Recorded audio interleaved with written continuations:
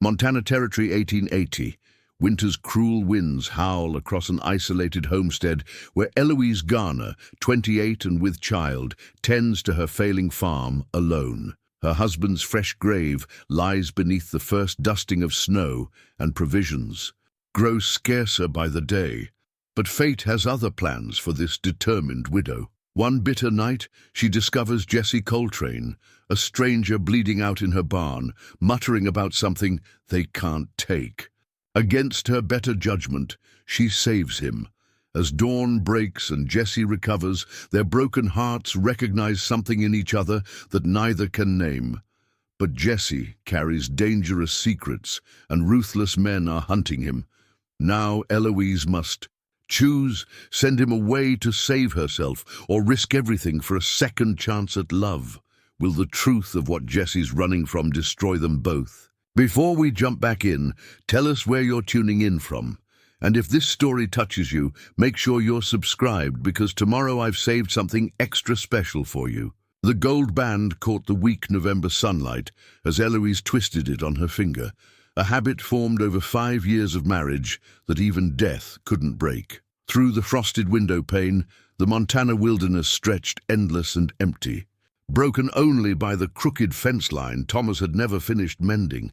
The morning cold bit through her shawl, but the weight in her belly reminded her she couldn't afford the luxury of stillness. "Come on then," she whispered, one hand resting on her swollen middle. "Time to tend to what's ours." The simple gold ring winked again as she reached for her heavy coat. Thomas had saved 3 months' wages to buy it, working double shifts at the lumber mill until his hands were raw and splitting. Now it hung loose on her finger, much like the homestead hung loose around her. Too big for one person, too empty without his laugh echoing off the rough-hewn walls. Eloise moved through her morning routine with practiced efficiency. The stove needed feeding first. The kettle needed heating for her morning tea.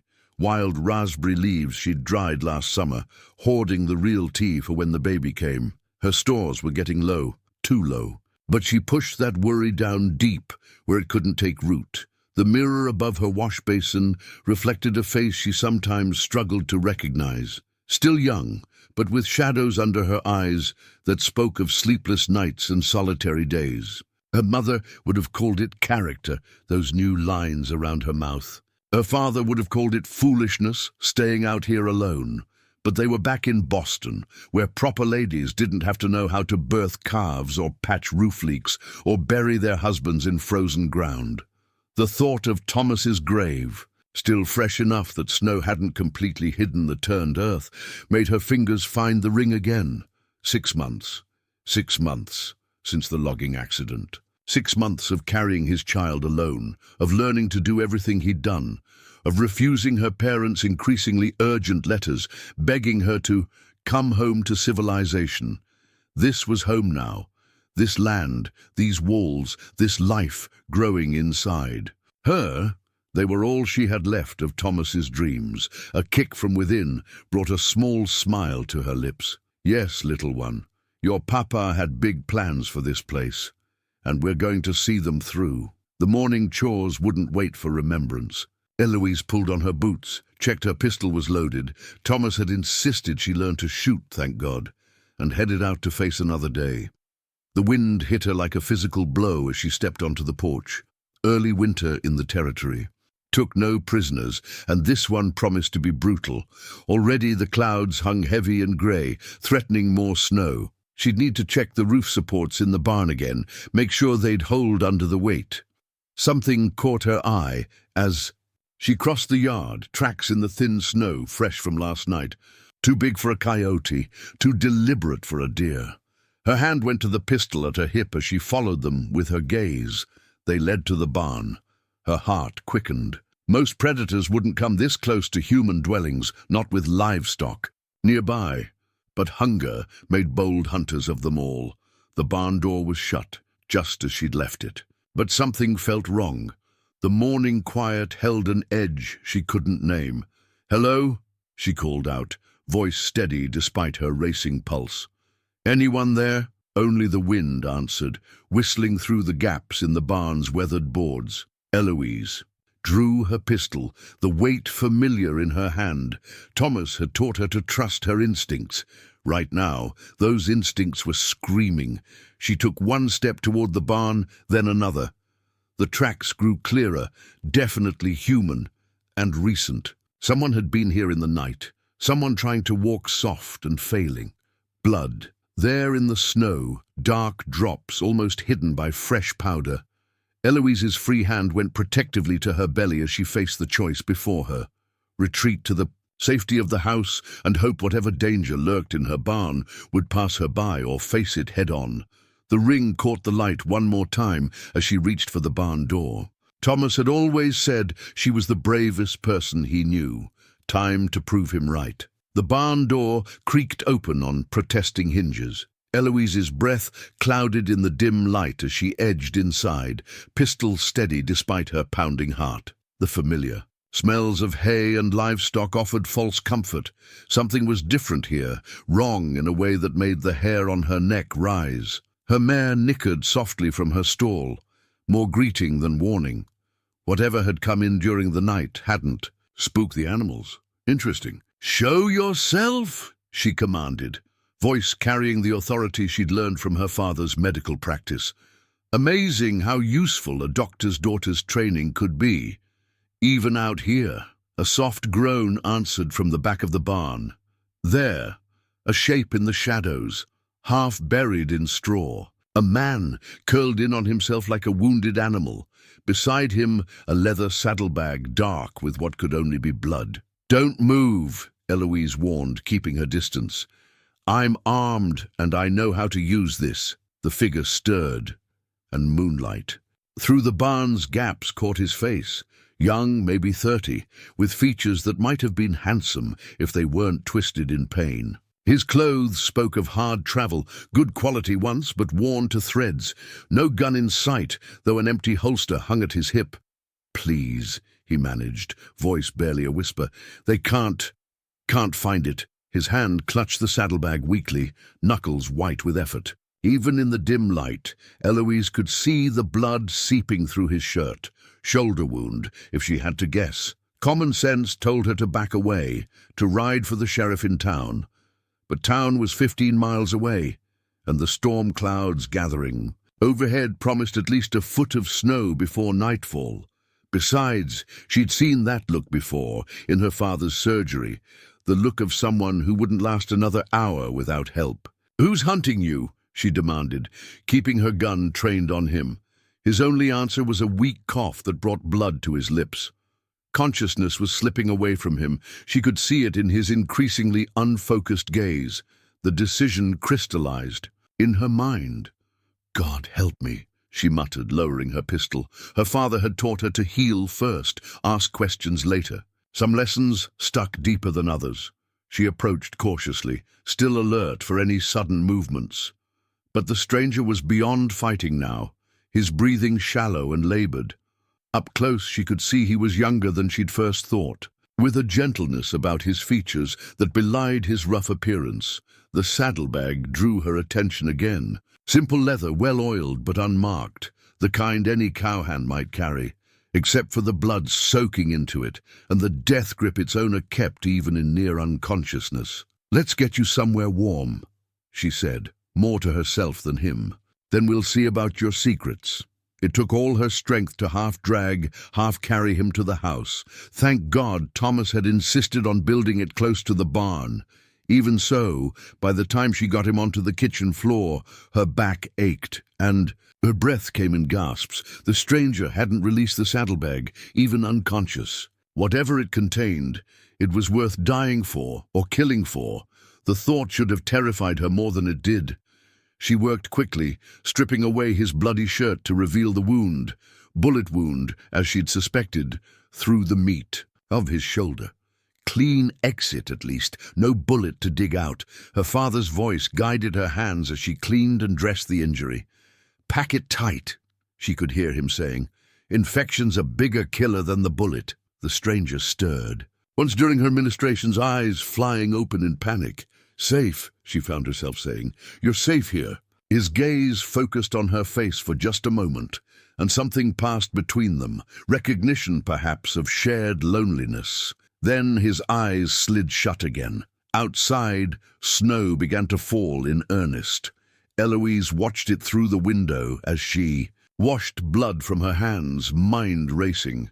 She had a wounded fugitive in her kitchen, a storm rolling in, and no way to call for help even if she wanted to. The saddlebag sat on her table like an accusation. Whatever this man was running from, she was part of it now. The smart thing would be to look inside, learn what she was risking her life for. Her hand hovered over the clasp. A soft moan from the stranger drew her attention. No. Whatever secrets that bag held, they could wait until their owner could choose whether to share them. For now, she had a patient to tend, and if anyone came looking, well, she wasn't the only one who'd learned to shoot straight in these parts. The brass latches on her father's medicine box had grown dull with age, but they still opened with a precise click. Eloise's fingers traced the familiar compartments: laudanum, willow bark, witch hazel, each bottle and tin exactly where it had been when he'd pressed the box into her hands the day she left Boston. A doctor's daughter should never be without means to heal, he'd said. Now watching fever flush her unexpected patient's cheeks, she silently thanked him for his foresight. The stranger, Jesse, he'd mumbled during a brief moment of lucidity, tossed restlessly on her kitchen cot. Snow pelted the windows, and the wind's howl had become a constant companion as night drew its curtain across the Montana sky. Easy now, she soothed, pressing a cool cloth to his forehead. The bullet wound itself. Was clean, but infection had taken hold anyway. Trail dirt, most likely. His hand shot out suddenly, gripping her wrist. "Sarah," he gasped, eyes bright with fever. "Sarah, don't let them—" "Shh!" Eloise gently freed herself from his grasp. "Sarah's not here. You're safe." Something haunted crossed his face before delirium claimed him again. Another secret to add to the collection. Along with the saddlebag, she'd tucked safely away in Thomas's old trunk. She measured willow bark tea with practiced hands, adding a drop of honey, her last precious spoonful, to cut the bitterness. Her father had always said medicine went down easier with a touch of sweetness. One more thing he'd been right about. As she worked, Jesse's fever words painted fragments of a story she wasn't sure she wanted to understand. Names, places, something. About papers that had to be protected. And always, threading through it all, that name. Sarah, a wife, sister. The questions piled up like the snow outside her door. "You're quite the mystery, Mr. Coltrane," she murmured, lifting his head to help him drink the tea. His skin burned. Against her palm, the baby kicked as if sensing her unease. Eloise rubbed her belly absently, a habit formed over months of solitary conversations with her unborn child. "What would your papa say about all this, little one? Taking in strays was always more his weakness than mine." But Thomas wasn't here to advise her, and this stranger's life rested in her hands now. Her father's medicine box offered what comfort it could. Herbs for fever, tinctures for pain, bandages rolled tight and neat, the tools of healing passed down through generations. Jesse's breathing grew more labored as the night wore on. Twice she had to change his bandages, and each time the wound looked angrier, redder. She found herself talking to him as she worked, the way she'd seen her father talk to unconscious patients. "You'll not die in my kitchen, sir. I won't have it.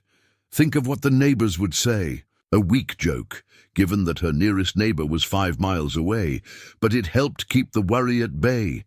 The hours crept by like wounded things. Eloise dozed in Thomas's old rocking chair, starting awake at every change in Jesse's breathing. The medicine box sat open beside her, its contents slowly depleting as she fought this battle against fever and infection. Near dawn, Jesse's eyes opened, clearer than they'd been since she'd found him. "You're still here," he whispered. "Where else would I be?" She tried to keep her tone light as she felt his forehead. The fever had broken finally. Most folks... He had to pause for breath. "Most folks would have left me to die, or turned me in. I'm not most folks." She helped him sip some water. "And you're not most strangers, I'm guessing." A ghost of a smile touched his lips. "No, Mum, I suppose I'm not." His gaze drifted to her swollen belly, then away quickly, as if the sight pained him somehow. "Rest," she told him, tucking the blanket around his shoulders. "Whatever you're running from, it can wait until morning." He caught her hand as she turned away.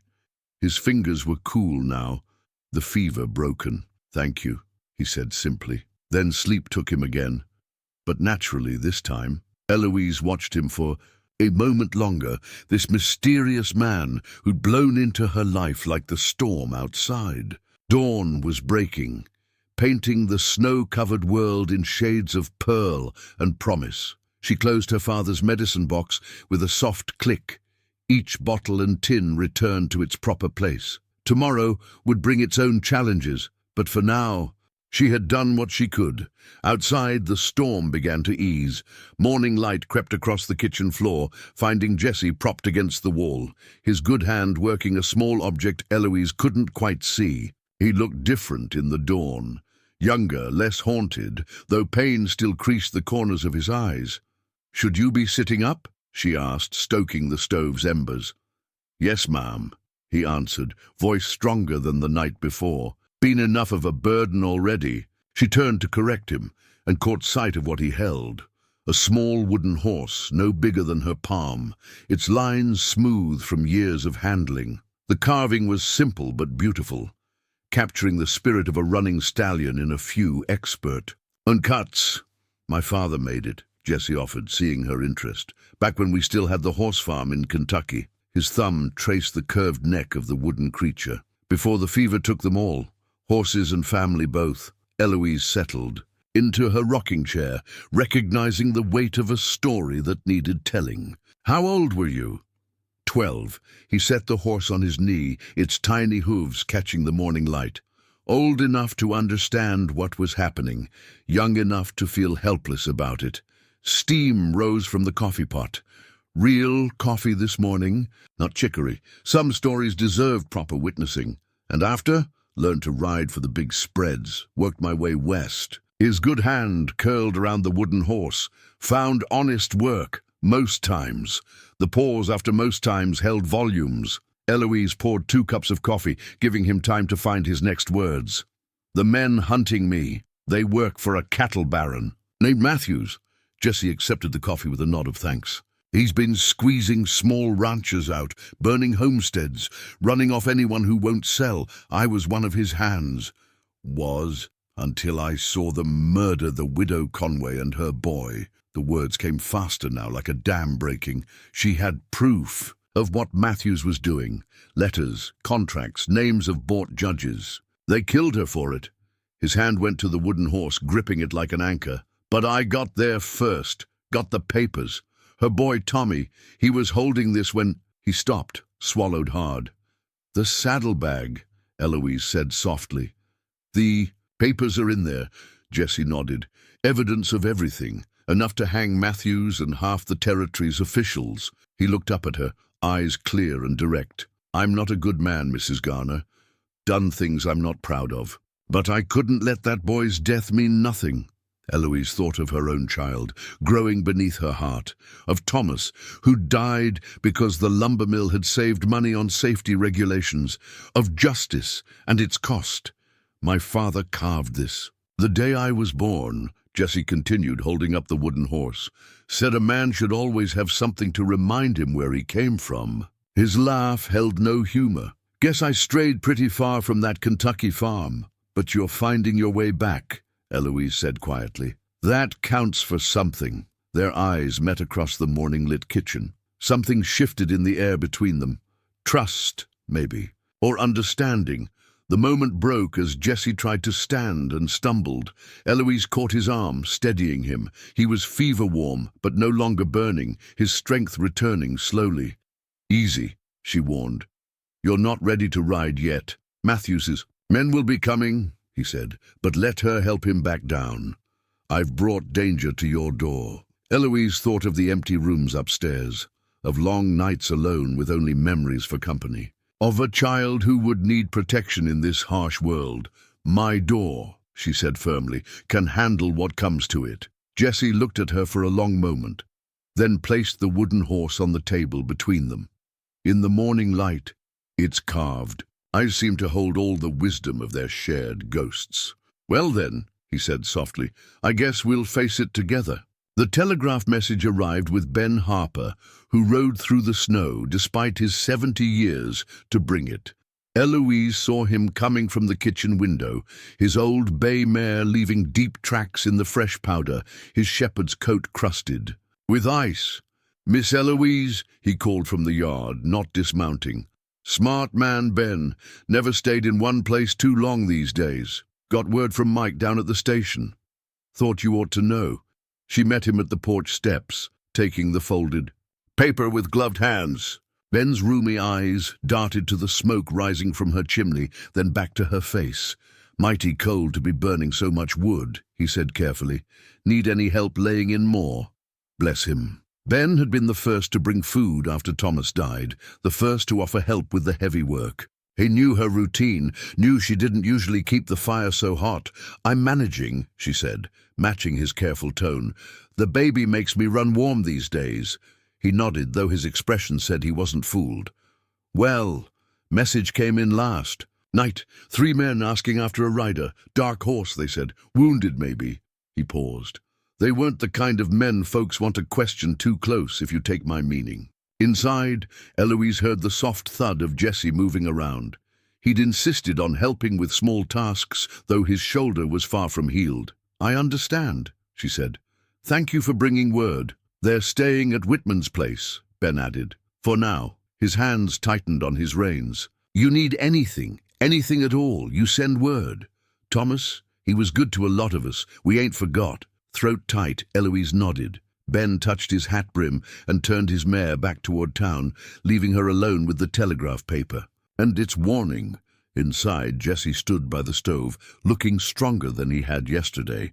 The wooden horse sat on the mantel now, keeping watch. "Company coming?" he asked quietly. Eloise handed him the telegram. His hands were steady as he read it, but she saw the muscle jump in his jaw. "Stop 3 riders. Inquiring injured man, stop. Armed stop claiming lawful business. Stop Garrett, says Matthews Brand. Stop reward. Offered dead or alive. Stop watch yourself. Stop Mike's a good man," Eloise said, taking back the paper. "He'd have sent this to every homestead in the valley." "No, one will give you up easy." Jesse's laugh held no humor. "You sound mighty sure about that. Folks here have no love for Matthews or his kind." She moved to the stove, stirring the stew she'd left simmering. "We've all lost something to men like him." "Your husband?" The question was gentle. "The lumber mill." She kept her eyes on the pot. "Bad equipment, no safety measures. They said it was an accident." "But you don't believe that." "I believe there's more than one way to murder a man." The words came out sharper than she intended. "Sometimes it's with a gun. Sometimes it's with a ledger book and a disregard for human life." Silence stretched between them, filled with understanding. Outside, snow began falling again, soft and steady. "You should go," she said finally, "before they arrive. I can tell. Them you passed through moved on north, maybe." Instead of answering, Jesse crossed to the window. His wound had changed the way he moved, more careful now but no less graceful. "Like a wild thing learning to trust. Storm's getting worse," he said. "No one's tracking anything in this weather." He turned back to her. "Besides, I've run enough. Maybe it's time to make a stand." "Here?" She rested a hand on her belly, feeling the baby shift. "You'd risk everything on my account. Way I see it, you risked everything on mine first." His eyes held hers. "Seems only fair to return the favor." The wooden horse caught the firelight, its shadow dancing on the wall. Outside, the wind picked up, rattling the windows like distant hoofbeats. "They'll come," she said softly. "Yes." He moved closer, close enough that she could feel the warmth of him. "But not today. Today we prepare." She thought of Ben's offer of help, of Mike's warning, of all the small kindnesses that made up a community. "We're not alone in this," she realized. Jesse's hand found hers, rough palm against smooth. "No," he said quietly. "I'm starting to see that we're not." The wanted poster lay on the kitchen table between them, its edges curled from being carried in Jesse's saddlebag. The face sketched there was his, but the name beneath it read James Morton. The reward offered would have fed Eloise's farm for 2 years. "They won't use my real name," Jesse said, voice low in the lamplit kitchen. Night had fallen early, the storm drawing a dark curtain across the windows. "Makes it harder to trace what really happened," Eloise studied the sketch. They'd captured his features well enough, the strong jaw, the eyes that seemed to hold something deeper than their surface calm. But they'd missed the gentleness she'd come to know over the past days. "Tell me," she said simply, "all of it." Jesse's fingers traced the wooden horse, now a constant presence wherever they sat. "I was running security for Matthew's operation. Good money, steady work. Didn't ask too many questions about why homesteaders kept selling their land so cheap." He paused, and Eloise saw the shame cross his face. "Should have known better. My own family lost everything to men like him, but I told myself it was different." "What changed?" "Sarah Conway." His voice caught on the name. "The widow I told you about. Her husband died in a hunting accident after refusing to sell. She knew it was murder, started gathering evidence, letters, contracts, proof of bribes. Her boy Tommy helped her, smart kid, barely 10, but sharp as a tack." The wooden horse turned in his hands, catching the lamplight. "I was supposed to watch her, report if she caused trouble. Instead, I started helping, maybe trying to make up. For all the times I looked the other way." Eloise reached across the table, her hand covering his. The touch seemed to steady him. "We were close to having enough evidence," he continued. "Then Matthew's men found out. I was in town when they rode for her place. By the time I got there," he didn't need to finish. Eloise had seen the haunted look in his eyes during his fever dreams, heard him call out their names. "Tommy had hidden the papers," Jesse said. "Smart until the end. I found them while Matthew's men were still searching. Grabbed what I could and ran." His laugh was bitter. "Been running ever since. Until now," Eloise said softly. "Until now." He looked up, meeting her eyes. "Maybe I'm tired of running, or maybe I found something worth standing for." The moment stretched between them, heavy with things unsaid. Outside, the wind moaned through the eaves like a lonely ghost. "They'll come with more men," she said, but didn't move her hand from his. "I know." His thumb brushed across her knuckles, sending warmth up her arm. "I should leave, keep you and the little one safe." "Safe?" This time her laugh held no humor. "Safety's an illusion out here. Thomas taught me that." She squeezed his hand. "At least together we have a chance." "Together," he echoed, and something shifted in his eyes. Eloise. She saw it then, the same loneliness that haunted her own heart, the same desperate hope for something more than survival. Before she could think better of it, she leaned across the table. The kiss was gentle, questioning. Jesse's free hand came up to cup her cheek, and for a moment, the storm outside faded away. There was only this, the warmth of his touch, the soft sound of their breathing, the perfect rightness of it all. When they parted, his eyes held a light she hadn't seen before. "I don't have much to offer," he said roughly.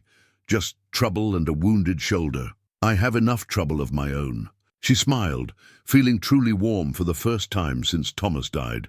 "What I need is someone to share it with." The wanted poster still lay between them, but it seemed less important now. Jesse stood, drawing her up with him. In the lamplight, his face was transformed, younger, fuller of hope. "Then we face it together," he said. "Whatever comes, together," she agreed. The wooden horse watched from the mantel as they sealed the promise with another kiss. Outside, the storm raged on, but in the kitchen's warm circle of light, they had found a harbor against the darkness.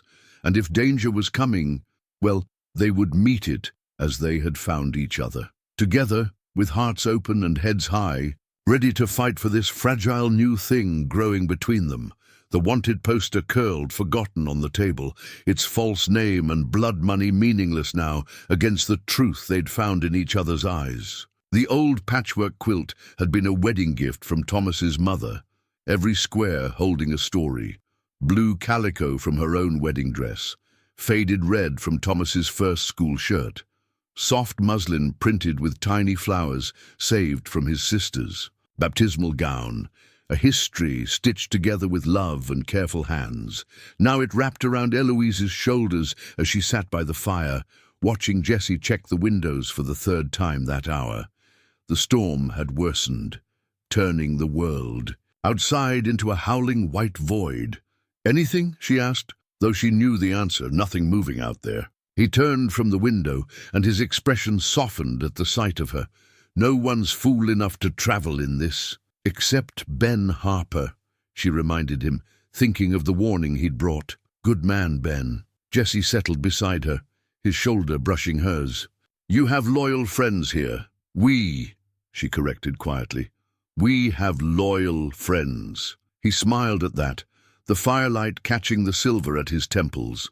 His wound was healing clean now, though he still favored that side. 2 weeks since she'd found him in the barn, though it felt like a lifetime.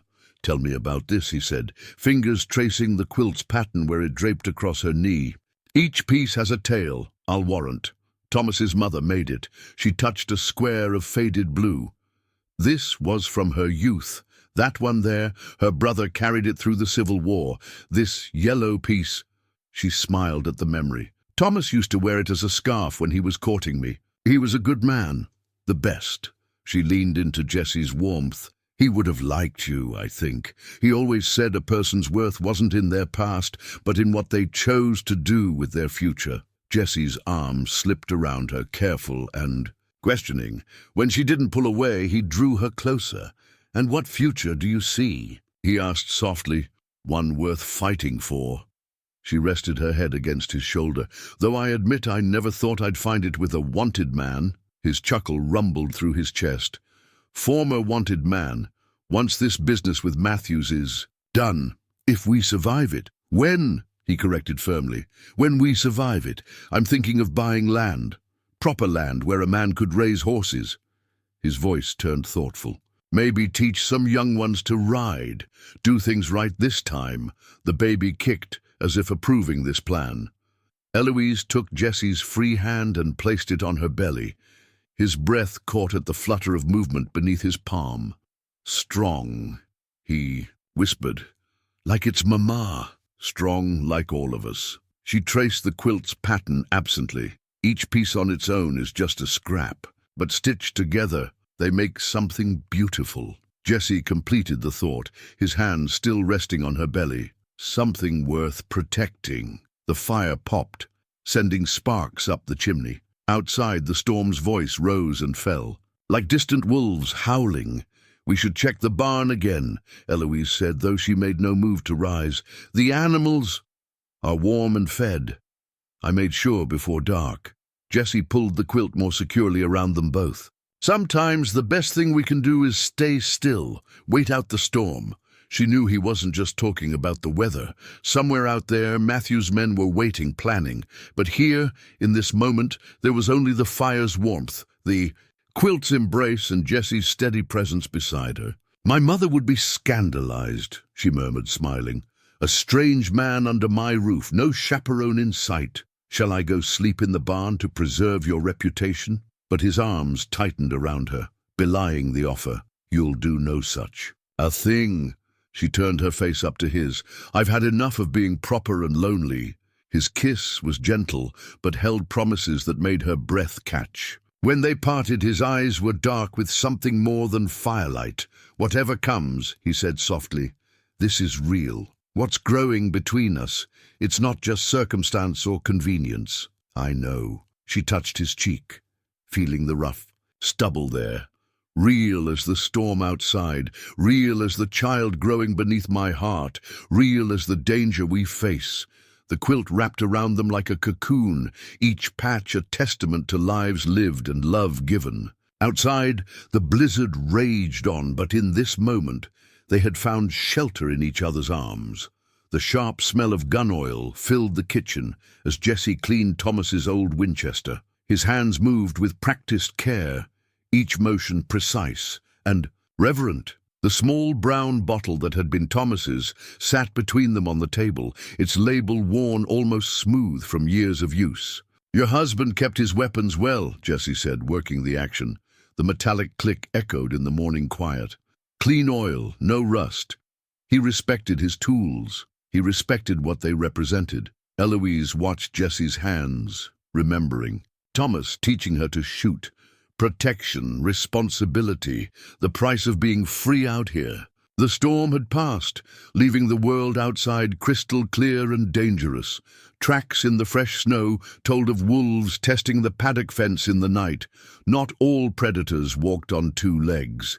"Show me again," she said, picking up her own revolver. "If trouble comes, I want to be ready." Jesse set aside the rifle and moved behind her, adjusting her grip, his chest pressed against her back, arms encircling her to demonstrate the proper stance. Even through layers of wool, his touch sparked something warm in her belly. "Here," he murmured, his breath stirring her hair. "Support your wrist like this. Remember, you're carrying precious cargo. You need to account for the weight." Her free hand went to her swollen middle. "The baby changes everything. Makes it more important to get it right." He guided her through the motion again. "Smooth and sure. No hesitation. If you have to shoot, make it count." The gun oil bottle caught. The morning light, amber liquid glowing like honey. Thomas had taught her the basics, but Jesse was teaching her to survive. "Matthew's men," she said, lowering the revolver. "They won't expect a woman to fight. That's their mistake." Jesse's hands lingered on her shoulders. "Out here, everyone fights for what's theirs." She turned in his arms, facing him. "And what's yours, Jesse Coltrane?" His eyes held hers, serious and deep. "A second chance, if you'll have me?" The baby kicked, making her smile. "I think we already answered that question." His kiss tasted of coffee and promise, but broke off at the sound of hoofbeats approaching. They moved as one to the window, weapons ready. It was just Ben Harper again, riding fast, despite the treacherous snow. This time, he didn't even slow down. "They're coming!" he shouted as he passed. 6 riders, heavy-armed, 2 hours behind me. Jesse was already moving, checking ammunition, securing windows. "We knew this was coming." "Yes." Eloise felt strangely calm as she loaded her revolver. The gun oil's sharp scent grounded her, reminded her of Thomas's lessons in courage. "The root cellars stocked. We can hold out." "You should take the horse," Jesse said quietly. "Ride for town while there's time." She gave him a look that stopped him mid-motion. "Don't insult us both by suggesting it." A smile touched his lips. "Proud and sad at once." "Stubborn woman." "Determined woman," she corrected, checking her weapon one last time. "Besides, you're not fully healed. You need someone to watch your back." He crossed to her, took her face in his hands. "Eloise Garner, you are the finest thing that's ever happened to me. If we get through this—" "When?" she interrupted firmly. "When we get through this." "When we get through this," he amended. "I want to do right by you, by both of you." His hand brushed her belly. "Then live," she said simply. "Live and help me build something here, something good." The gun oil bottle sat between them on the table, a silent witness to their preparations. Outside, the sun sparked off fresh snow, beautiful and blinding. Somewhere out there, danger was riding hard toward them, but here in this kitchen, in this moment, they were ready. 2 hearts beating as one, 2 sets of hands steady on their weapons, 2 souls prepared to fight for the future they glimpsed in each other's eyes. "Together?" Jesse asked, offering his hand. Eloise took it, feeling the strength in his grip. "Together." The morning light caught the gun oil bottle, making it glow like a promise kept. The documents from Jesse's saddlebag lay spread across the kitchen table, damning in their simplicity. Deeds signed under duress, contracts marked with blood, ledgers showing bribes to judges, sheriffs, territorial officials, all written in Matthew's precise hand, as if he took pride in documenting his own corruption. "He never thought anyone would dare use these against him," Jesse said, watching Eloise read. "Men like Matthews, they stop seeing other people as human, just pieces to be moved around their board." Eloise traced a signature at the bottom of one. "Page, Judge Harrison's name, written beside a sum that could have bought half the county. All these people. How deep does it go? Deep enough to hang 24 men. Jesse gathered the papers carefully, including the territorial governor's brother. No wonder Matthews's men were coming in force. This wasn't just about silencing one witness anymore. These papers could bring down an empire built on blood and broken dreams. Sarah knew, Eloise said, softly. That's why they killed her and Tommy. They couldn't let this get out. She was braver than I ever was. Jesse's voice caught. She believed one person standing up could make a difference. I didn't understand that. Not until what? He looked at her then, his eyes full of something that made her breath catch.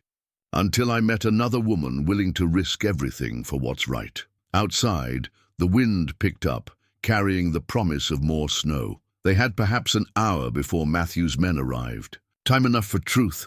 Tell me about Tommy, she said gently. The boy whose death changed everything.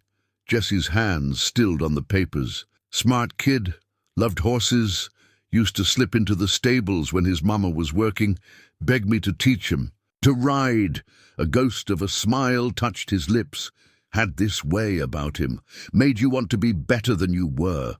Like his carved horse. She nodded toward the wooden figure on the mantel. He was playing with it that day. When they came, Jesse's voice turned rough. His mama tried to shield him. But Matthew's men, they didn't even hesitate. A woman and a child, and they just... Eloise covered his hand with hers. The baby moved within her, as if sensing their shared grief.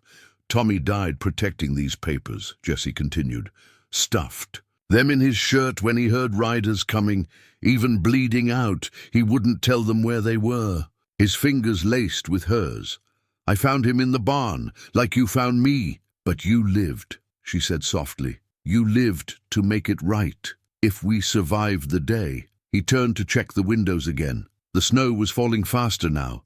Thick flakes. That would cover tracks, muffle sound. Good weather for violence. We'll survive. Eloise gathered the documents, wrapped them in oilcloth. These aren't just papers anymore. They're Tommy's legacy.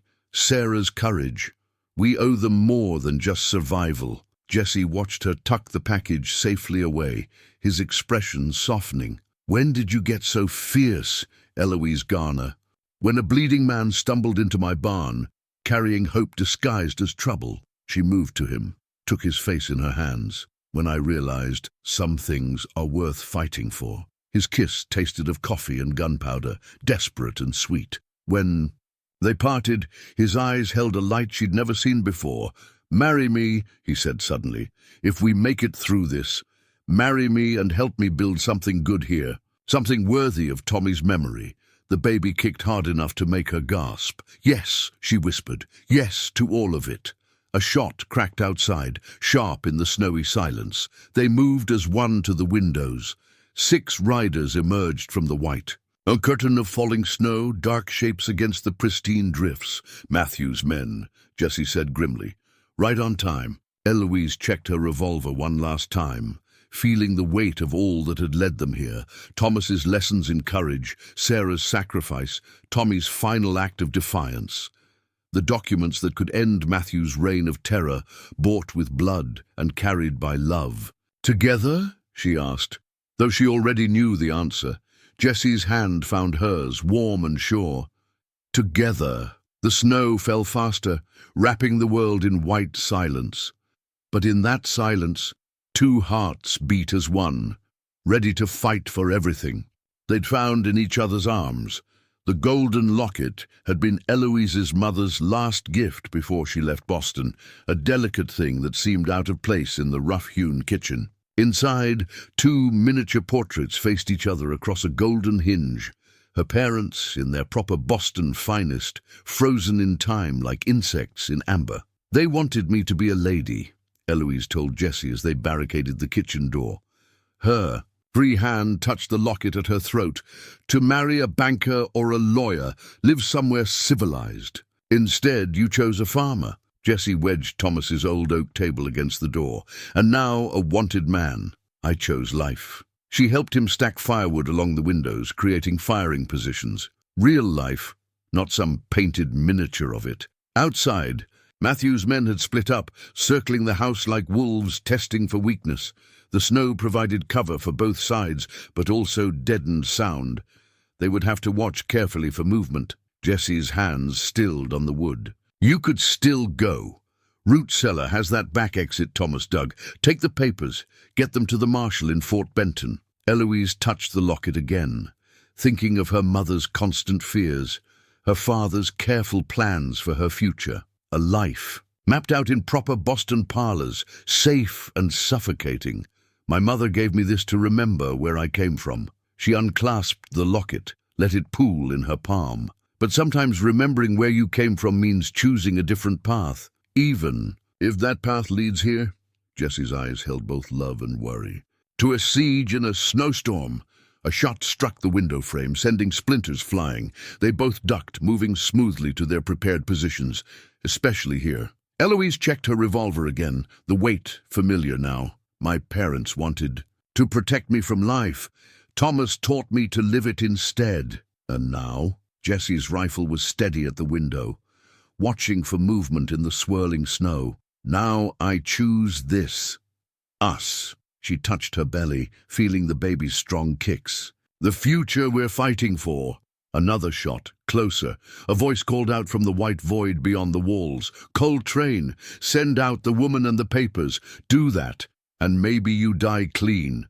Jesse's jaw tightened. Matthews himself wouldn't have thought he'd dirty his hands.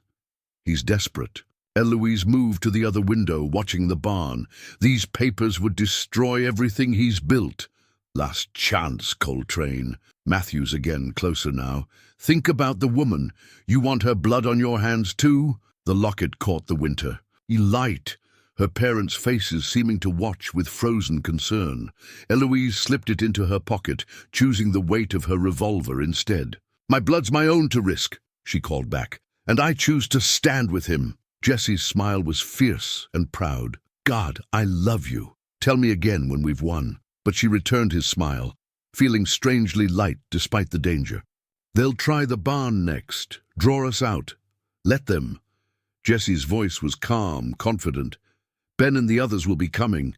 We just have to hold out." As if in answer, flames bloomed in the barn's upper window. The horses screamed, a sound that cut through the snow-muffled air. "Martha's in foal," Eloise said, already moving. But Jesse caught her arm. "That's what they want. To split us up." His eyes held hers. "Trust me, please." Another scream from the barn, but this one was different. A man's voice, surprised and pained. Then gunfire, sharp and close. "Ben," Jesse breathed, "coming through the back pasture." God, bless that old man. More shots now from multiple directions. The burning barn cast orange light on the falling snow, turning the world into something from a fever dream. Eloise felt the locket's weight in her pocket, her parents' frozen faces, a reminder of the safe life she'd left behind. But safety wasn't what made a life worth living. Love did that. Courage did that. Standing beside someone when the world burned around you, that did that. "Together?" she asked, raising her revolver. Jesse's hand found hers for just a moment. Warm and sure. Together, always. Outside, the battle for their future was beginning in earnest. But here, in this moment, they had already won something precious, something worth any fight, any sacrifice. The locket's weight seemed lighter now, balanced by the stronger weight of choice, of love, of destiny, seized with both hands. The tracks in the snow told a story for those who knew how to read it. Jesse studied them from the window, his expression shifting from concern to something like hope. "There," he pointed, showing Eloise. "See how those prints weave?" Matthews's. Men trying to stay under cover, but these straight ones behind them, that's Ben, and at least 4 others, coming in smart, using the firefighters' distraction. The burning barn painted everything in shades of orange and shadow, making the tracks look like dark wounds in the snow's white flesh. More gunfire erupted from the north pasture, answered by shots from Matthew's position near the old oak. "Mike." From the telegraph office. Eloise identified one shooter by the distinctive crack of his Walker Colt. "And that's Will Jensen's Winchester. They came for you," Jesse said softly. "They came for you, not me. For us." She touched his arm. "They know what Matthews has done to this valley. They've just been waiting for someone brave enough to stand up to him." A bullet splintered the window frame, sending them both ducking. When they rose, new tracks had appeared in the snow, boot prints leading from the burning barn to the shelter of the paddock fence. Ben Harper's distinctive limp showed in the gate. "Ben's got the horses out," Jesse reported, relief clear in his voice. "Most of them anyway. Martha, too. Thank God." Eloise had raised that mare from a filly. The thought of her burning. How many men with Matthews? Jesse counted the different tracks, reading the snow like a book. 4 with him by the oak, 2 trying to circle behind. No, 1 now. Somebody got him. 5 against 6, then. She checked her ammunition again. Better odds than we had an hour ago. A shout from outside made them both freeze. Matthew's voice tight with rage. "Harper! Jensen! This isn't your fight! Clear out now and we forget your interference!" Will Jensen's answer came in the form of a shot that sent Matthews ducking behind the oak. From somewhere in the swirling snow, Mike's voice rang out. "Like you forgot the Conways? Or John Miller's place? Or Thomas Garner's accident at the mill?" Eloise's breath caught. Jesse's hand found hers, squeezed once. "They knew," she whispered. "All this time, they knew what he'd done. Folks know more than they say out here." Jesse's eyes were bright with understanding. Just needed a spark to light the fire. More tracks appeared in the snow as Matthew's men tried to adjust to the growing threat. But these new prints showed uncertainty, confusion. The hunters had become the hunted. "Jensen," Matthews again, desperation creeping into his voice. "Think about your ranch. Think about your family." "I am thinking about them." Will's voice was closer now, steady and sure. "About what happens if we let you keep bleeding this valley dry. No more, Matthews." The tracks told the story of Matthews' power crumbling, his men's positions growing more scattered, less coordinated.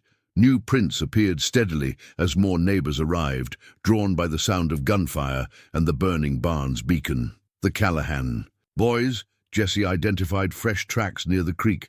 "And that's Cooper's gang from the South Ridge. Must be 10 men out there now, all coming for Matthews, all choosing to stand," Eloise said softly. "Like Sarah did, like Tommy." A bullet struck the door, burying itself in Thomas's oak table. Outside, the pattern of tracks shifted again as Matthews' men began pulling back toward their horses. "They're breaking!" Ben's voice carried through the snow. "Don't let them regroup." Jesse's rifle cracked, and one of the retreating figures stumbled, falling behind the well house. The others moved faster, leaving chaotic tracks in the pristine snow. "Matthews is still by the oak," Jesse reported. "Alone now. His men have left him." Eloise felt the weight of the moment settle over them. Everything had led to this. Sarah's death, Tommy's sacrifice, the papers that could end Matthews's reign. Now justice waited in the barrel of a gun, witnessed by tracks in the snow. "Together?" she asked, raising her revolver. Jesse nodded, his eyes full of love and steel. "Together." They moved as one toward the door, ready to meet their destiny in the snow-covered yard. Behind them, the locket lay forgotten on the table, its painted faces closed away. Ahead, fresh tracks waited to be made, the first prints of their future, written in snow and courage and hope. The fence post Thomas had set 3 summers ago exploded in a spray of splinters as Matthew's bullet struck it. Eloise ducked behind. What remained, feeling rough wood dig into her palms. The post had weathered 3 winters, marked the boundary of what was hers. Now it would serve one final purpose, keeping her alive long enough to end this. That post was Cedar, she called. Out, making Matthews waste another shot trying to find her voice. Thomas cut it himself. Like everything else you've tried to destroy, it was built to last. Jesse's rifle cracked from somewhere to her left, forcing Matthews deeper into cover behind the oak. The burning barn painted the snow-covered yard in hellish shades of orange and black, making shadows dance like demons. Brave words from a dead man's widow. Matthew's voice carried over the gunfire. Your husband knew his place, knew when to bend. Is that what you told yourself? Eloise shifted position, using the broken post as cover. That the mill accident was Thomas knowing his place. More shots from the darkness, Ben and the others, keeping Matthew's remaining men pinned down. The snow swallowed the sound of footsteps, but the brief flashes of gunfire told their own story. The noose was tightening. Business is business. Mrs. Garner.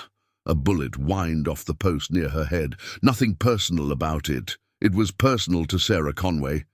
Jesse's voice rang out, deadly calm. Personal to her boy Tommy. The broken post trembled under Eloise's hands as another bullet struck it. She could feel the baby moving, responding to her racing heart.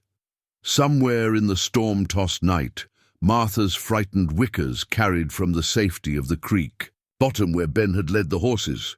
The boy was an accident. Matthews sounded desperate now. Women and children, that was never the plan. But you let it happen. Jesse again, closer. He was moving through the shadows, using the falling snow for cover. You let them die to protect your empire.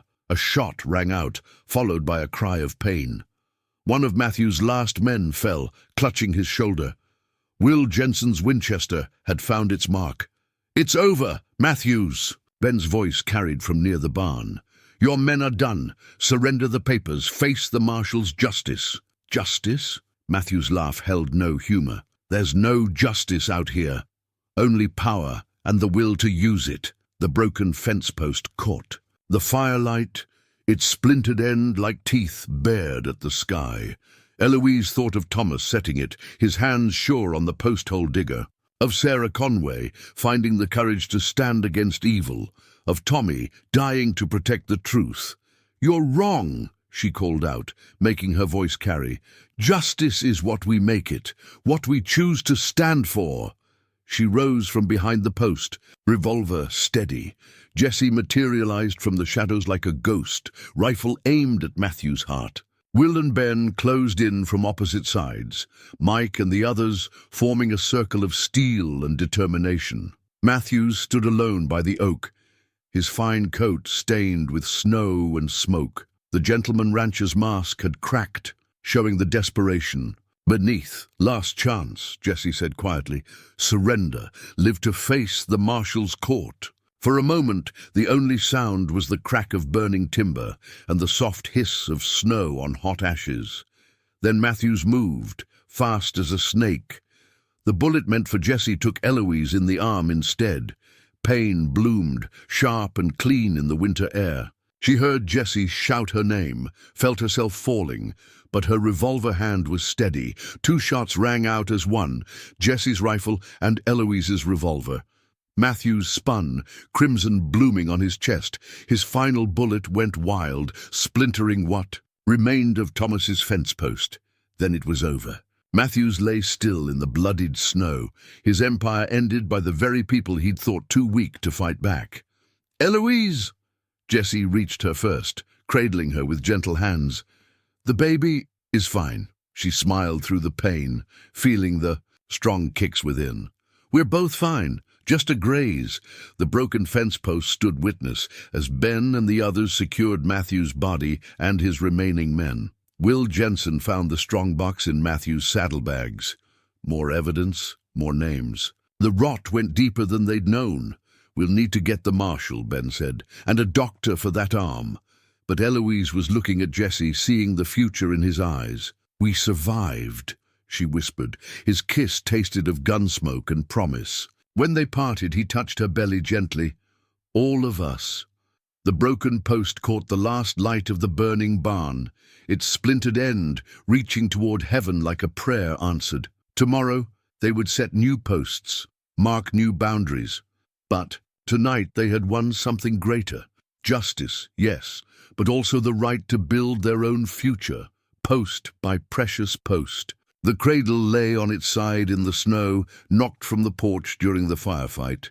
Thomas had made it last summer, his last gift to their unborn child. Now bullet holes peppered its smooth oak sides, and one runner was splintered beyond repair. Eloise stood in the doorway, arm bandaged and throbbing, watching Jesse right the cradle with gentle hands. Dawn was breaking over the valley, painting the snow-covered scene in shades of pearl and rose. The barn's remains smoldered, black bones against the pristine white.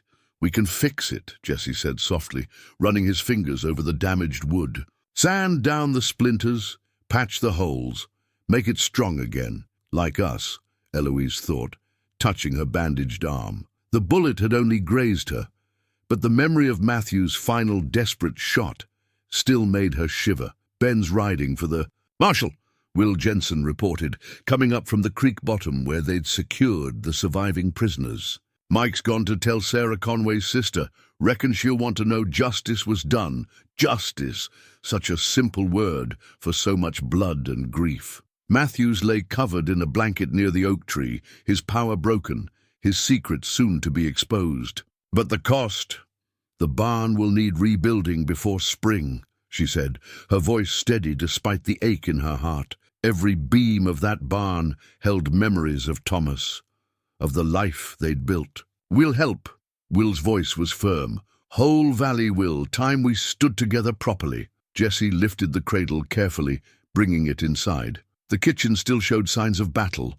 Overturned furniture, bullet holes in the walls, Thomas's oak table scarred from its service as a barricade. But the wooden horse still stood proud on the mantel, watching over them all. "Found something you should see," Ben called from outside. He carried a leather journal, its pages stiff with cold. Matthews kept records, names, dates, everything. "He did, all written down neat as you please." "Evidence for the marshal," Jesse said, but Eloise was looking at a different page. "Thomas's name," she whispered. "The mill accident. He ordered it. Because Thomas was organizing the workers, demanding safer conditions." Jesse's arms went around her as the tears finally came. For Thomas, for Sarah and Tommy, for all the lives Matthews had broken in his quest for power. "He can't hurt anyone." "Else now," Jesse murmured into her hair. "We stopped him, all of us together." The cradle caught the morning light, its bullet holes like stars punched through wood. Something shifted inside Eloise, grief making way for determination. "We'll fix it," she said, touching the splintered runner. "Make it stronger. But we'll leave one mark, here, where the bullet passed through, so the child will know what we fought for." "Children," Jesse corrected softly. At her questioning look, he smiled. "I mean to fill this house with them, if you'll have me. Teach them to ride, to build, to stand up for what's right."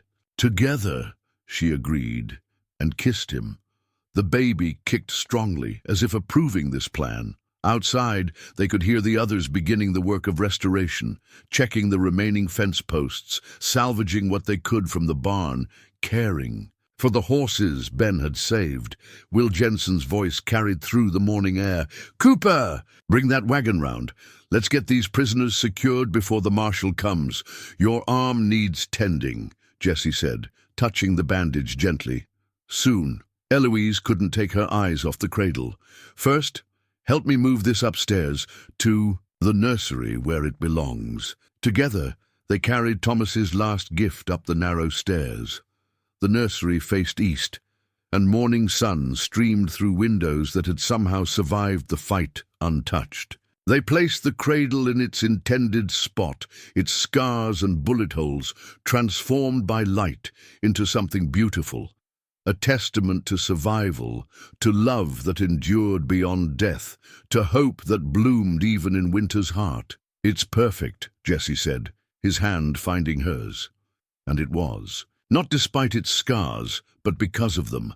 Like the valley itself, like the people who called it home, the cradle would stand as proof that broken things could be mended, that what was damaged could be made stronger, that love could flourish. Even in the hardest ground, outside, horses approached.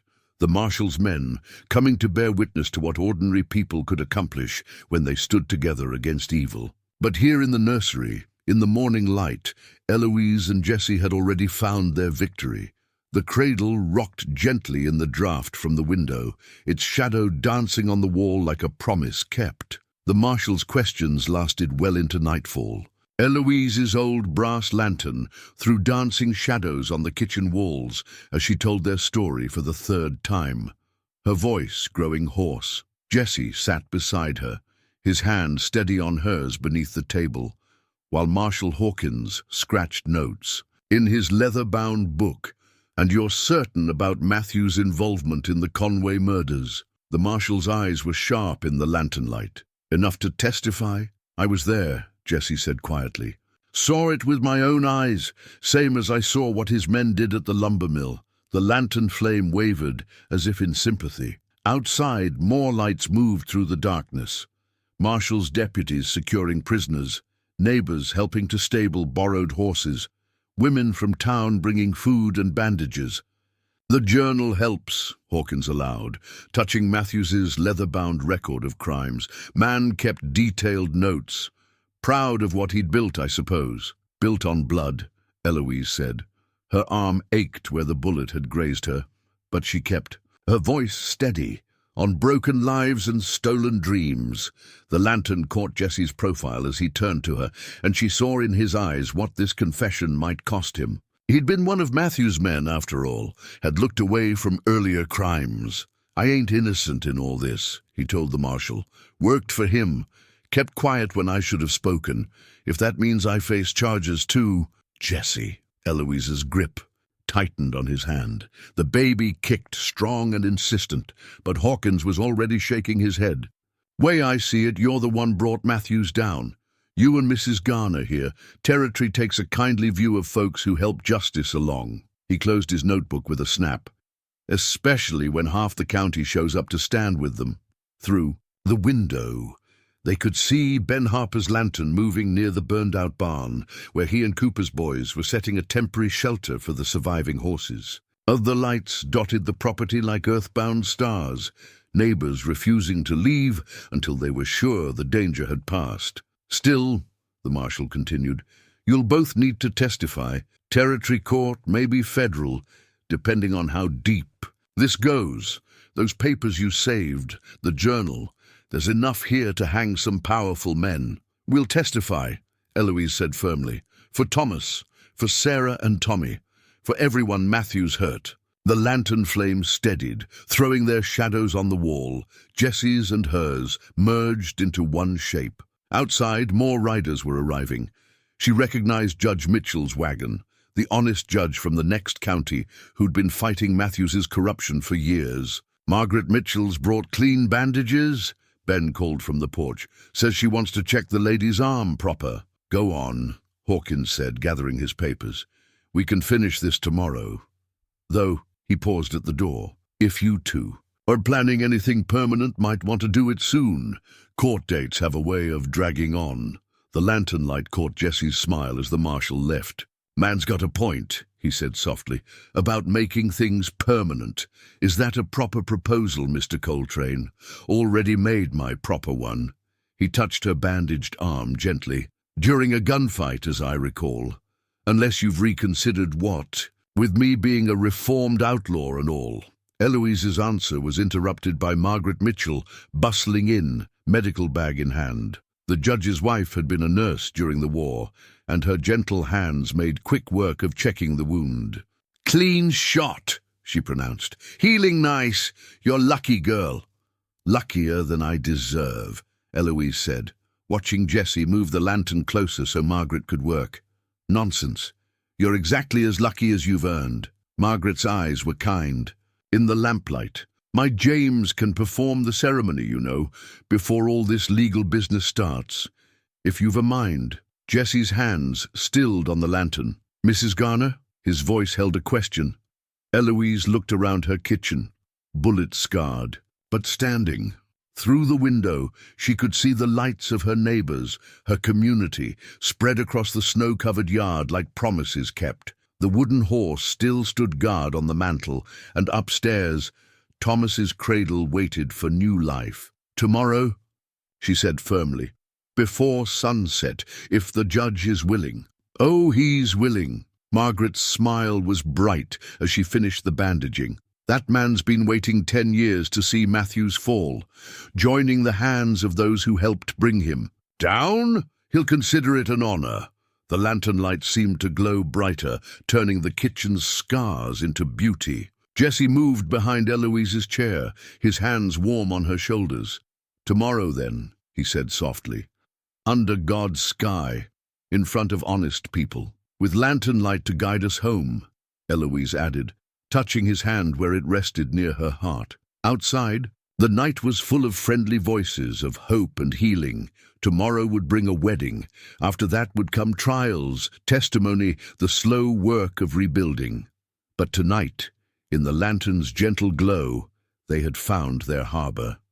Their future, bright as flame, steady as love, waited to be claimed. Dawn found Eloise in the yard, collecting spent bullet casings from the snow. Each brass shell told part of last night's story. The shot that splintered the fence post, the one that saved Martha in the barn, the final round that ended Matthews's reign. Her fingers closed around one particular casing near the oak tree, still warm somehow, despite the frozen ground. "That's the one," Jesse said quietly behind her. "From your revolver. The shot that saved my life." She turned the casing over in her palm. Such a small thing to hold so much meaning. Seems wrong somehow, building a marriage on bullets and blood. "No." Jesse took her hand, casing and all. "We're building it on justice. On standing up for what's right." His thumb traced the shell's rim. "On choosing love over fear." The morning sun caught the brass, making it shine like a wedding ring. Around them, the property was coming alive with preparation. Women from town strung white ribbons along, the porch rails covering bullet holes with bows. Ben and Cooper's boys had already raised a temporary roof over the barn's undamaged section, ensuring the horses would have shelter. Marshall's men took the last of Matthew's boys to town.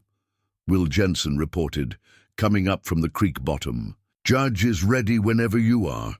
Eloise slipped the casing into her pocket, feeling its weight settle next to her mother's locket. Old life and new, side by side. "I'll need an hour," she said. Margaret brought a dress. "Take 2. Jesse's eyes were soft as he looked at her. "I've waited my whole life for this. I can wait a bit longer." Margaret Mitchell appeared as if summoned, shooing Jesse away with practiced efficiency. "Go help the men clear that oak tree," she ordered. "Can't have your bride saying her vows next to yesterday's business." They'd moved Matthew's body in the night, along with all signs of the battle, but the snow still held dark stains. Near the oak's roots, and spent bullets nestled in its bark like angry seeds. Inside, the house had been transformed. Someone had swept away the splinters, hung fresh curtains, filled the bullet holes with putty that would dry white as snow. The wooden horse stood proud on the mantel, watching over a gathering of women armed with brushes and pins and determination. "Your mother's dress?" Margaret asked, helping Eloise out of her work clothes. "Left it in Boston." The bullet casing pressed against her hip where she'd pocketed it. "Didn't think I'd need it out here." "Well then."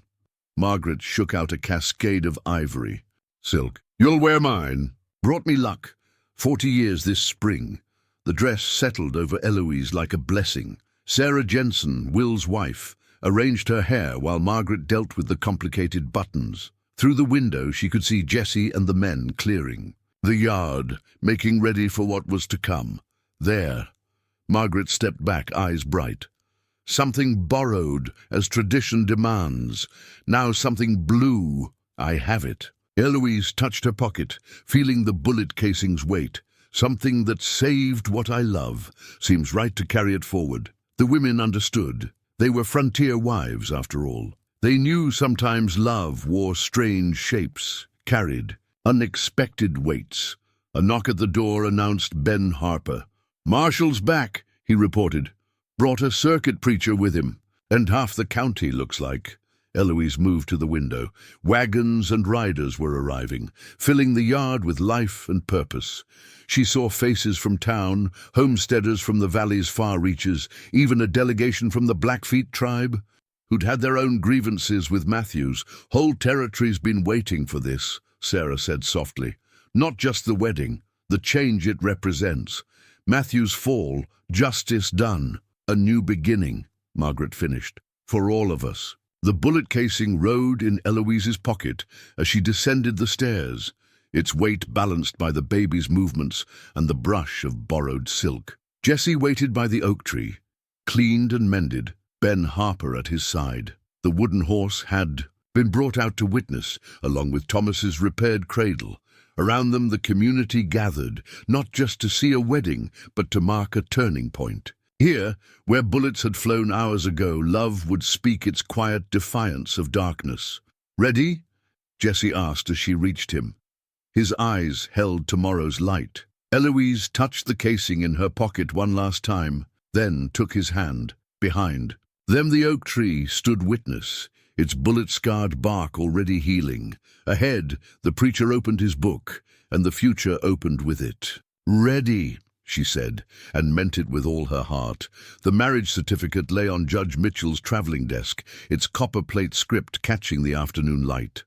Eloise watched the ink dry beside their names, Jesse James Coltrane and Eloise Marie Garner, their signatures fresh and dark against the cream paper. Below them, the signatures of witnesses filled the page.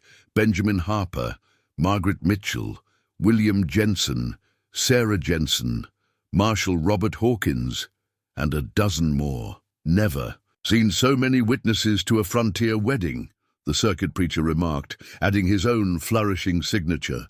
"Usually lucky to get two that can write their names." "These people earned the right to sign," Jesse said quietly. His hand found Eloise's, warm despite the winter air. They helped write this story with their courage. The ceremony had been simple, but powerful, conducted beneath the oak tree where justice had been served just hours before. The bullet holes in its trunk had been filled with melted beeswax, a Blackfeet tradition for healing wounded trees. Now, white ribbons danced from its branches, transforming yesterday's battlefield into today's celebration. "It's official then," Judge Mitchell said, carefully blotting the signatures. "Though I'd say you two were married the moment you chose to stand together against Matthew's men." Eloise touched the bullet casing that still rode in her pocket, now tied with a blue ribbon. Her. Something borrowed, something blue. Sometimes love and justice wear the same face. And sometimes, Jesse added, they need a whole community to bring them to fruit. He nodded toward the gathering, where Ben Harper was organizing the wedding feast. Women laid out pies and roasts on tables made from barn doors, while children strung more ribbons between fence posts. The marriage certificate dried in the winter sun as people came forward to offer congratulations. Will Jensen's wife, Sarah, brought a quilt she'd pieced in secret, its pattern showing two hearts entwined. The Blackfeet delegation presented a pair of exquisitely tanned deerskin bags, painted with symbols of protection and fertility. "For a baby," their leader explained, "and those that will follow." Marshal Hawkins approached last, his manner official but kind. "Territory court won't convene for 2 months," he said. "Gives you time to properly settle in before the testimony starts." "We'll be ready," Jesse assured him. "Those papers Sarah and Tommy died for. They'll see justice done. Already has, in some ways." Hawkins gestured to the gathering. Matthew's empire was built on keeping folks afraid and separate. Look at them now. Indeed, the celebration had taken on a life of its own. Musicians unpacked fiddles and guitars, someone produced a jug of legitimate whiskey, and the sound of laughter filled the yard. Even the marshal's deputies had been drawn, in accepting plates of food and friendly conversation. Judge Mitchell carefully rolled the marriage certificate, tied it with a red ribbon. "Keep this safe," he told them. "It's more than just a paper. It's proof that love can grow in hard ground, that good people standing together can overcome any darkness." "We know just where to put it," Eloise said, thinking of the trunk upstairs. that held Jesse's saddlebag of evidence. Proof of evil transformed into proof of love, side by side. The afternoon light turned golden as Jesse led her in their first dance, there in the shadow of the healing oak. Her borrowed dress caught the light like fresh snow, and his eyes held a warmth that made the winter air seem gentle. "Happy," he whispered as they turned. "Complete," she answered. The baby kicked as if in agreement, making them both smile. From the porch, the wooden horse stood witness alongside Thomas's mended cradle. O love-blessing new, past and future, woven together like the threads in Sarah Jensen's quilt. The marriage certificate would be framed later, hung in a place of honor above the mantel. But its real meaning lived in the gathered community, in the hands that had signed it, in the hearts that had chosen to stand together against tyranny. "Look," Jesse said softly, nodding toward the creek bottom. A pair of horses had wandered up from the temporary barn, Martha, heavy with foal, and the dark stallion that had carried Jesse to her door that snowy night. They stood together in the late light, steam rising from their backs like prayers. "New beginnings," Eloise murmured, watching them, "and old wisdom." Jesse's arms tightened around her. "Everything that matters, we build together." The certificate, dried in the winter sun, witnesses' names gleaming like stars. But the real testament to their union was written in the land itself, in the gathered community, in the promise of tomorrow's light dawning on a free valley. Spring came to the valley like a long-held breath finally released. The baby's first blanket lay ready in Thomas's restored cradle. Soft white wool bordered with silk, a gift from Eloise's mother after the trial. The silk had come from her wedding dress, she'd written, suggesting that sometimes the finest futures grew from transformed pasts. Jesse stood at the nursery window, watching the sun rise over their rebuilt barn. The new beams glowed honey gold, seasoned timber freely given by every ranch in the valley. Even the Blackfeet had contributed, bringing lodgepole pines from the high country. "Can't sleep?" Eloise asked from the doorway, one hand supporting her ready-to-deliver belly, thinking about Matthew's trial. Jesse touched the blanket's silk border. "Judge Mitchell said they've already convicted 3 corrupt officials based on those papers. More to come. Sarah and Tommy didn't die for nothing then. No." Jesse's hand found hers. "Their courage changed everything, like the courage of a widow who took in a wounded stranger." The morning light caught the wooden horse on its new shelf, its shadow falling across the waiting blanket. Below, Martha's foal frolicked in the spring grass, all spindly legs and joy.